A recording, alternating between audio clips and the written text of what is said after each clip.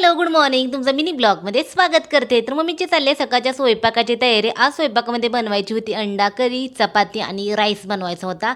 तर अंडा करी आणि चपाती खूप भारी लागते. त्यामुळे तुम्ही जर भाकरीसोबत खात असाल तर एकदाच चपातीसोबत खावा किंवा रोटी पण छान लागते.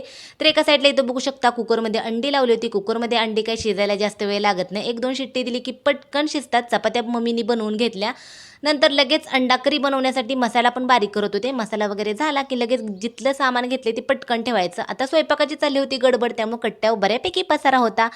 मम्मीने अंड्याची सगळं असं मम्मी काय म्हणते असं मसाला जातो त्यामुळे अंड्यांना थोडासा असा कट मारायचा. आता अंडा करीची रेसिपी मी आजच अपलोड केली त्यामुळे तुम्ही बघू शकता. इथं बघू शकता मस्त अशी अंडा करी आपली तयार झाली.